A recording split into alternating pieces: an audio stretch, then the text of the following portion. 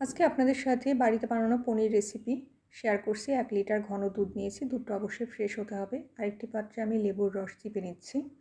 বাড়িতে বানানো যে কোনো জিনিসই স্পেশাল এবং ভেজাল মুক্ত। 1 লিটার দুধকে জাল দিয়ে আপনারা অল্প অল্প করে লেবুর রসটা দিয়ে দিবেন। আমার চ্যানেলটিকে যারা এখনও সাবস্ক্রাইব করেনি তারা প্লিজ সাবস্ক্রাইব করবেন এবং লাইক ও শেয়ার দিবেন। অল্প অল্প করে আমি লেবুর রস দুধের সাথে দিয়ে দিচ্ছি এবং ছানাটা কেটে গেল। এরপর আমি একটি পরিষ্কার কাপড়ে ছানাটি 1-2 ঘন্টার জন্য মুড়িয়ে পাটা দিয়ে চেপে পানিগুলো আমি বের করে ফেলব। হয়ে গেল আমার সুস্বাদু মজাদার বাড়িতে বানানো ভেজালমুক্ত পনির। এই পনিরের ওজনটা আমার বাসায় আসলে ওজন মাপার মেশিন নাই, তা নাহলে পরে 1 লিটার দুধ থেকে কতটুকু পনির বের হতো এটা দেখিয়ে দিতাম। পনিরটা আপনারা যে কোনো রান্নাতেও ব্যবহার করতে পারবেন অথবা এমনিও খেতে পারবেন। কিছু লেবুর বীজ চলে গেছিলো, আমি সেগুলোকে তুলে ফেলছি। আমি আসলে লেবুর জুস করার সময় কয়েকটা বিচি গিয়েছিলো, আমি সেটা তুলে ফেলবো কিন্তু আমার এটা খেয়াল ছিল না। যাই হোক, পনিরটা আপনাদের সামনেই পিস পিস করে কেটে দেখাবো এবং ভিতরটা দেখবেন যে কত পুরু হয়েছে।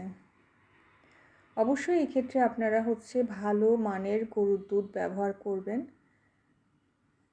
এটা সম্পূর্ণই কিন্তু গরুর দুধ দিয়ে তৈরি করা, কোনো রকমের পাউডার মিল্ক এখানে দেওয়া হয়নি। আমি বাড়িতে বানানো পনিরই খাই এবং এই পনির আমি অনেক সময় বেসন দিয়ে ভেজে পাকোড়া তৈরি করি, সেটা খেতে আরও বেশি টেস্টি লাগে। আমরা জানি যে পনির শরীরের প্রোটিনের চাহিদা পূরণ করে। এটা খুবই স্বাস্থ্যকর ভালো একটা প্রোটিন। ভিতরটা বেশ শক্ত হয়েছে, পুরু হয়েছে।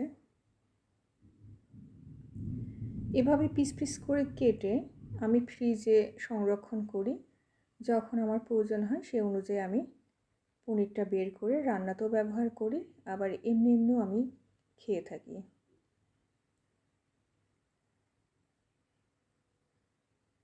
আপনারা দেখতে পাচ্ছেন পনিরটা কতটা পুরু হয়েছে এবং ভিতরটা একদম সাদা ধবধবে।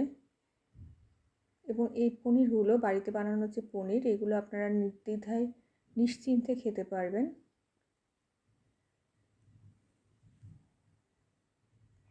হয়ে গেল আজকে আমার পনির রেসিপি এবং 1 লিটার দুধ থেকে এই পরিমাণ পনির আজকে পাওয়া গেছে।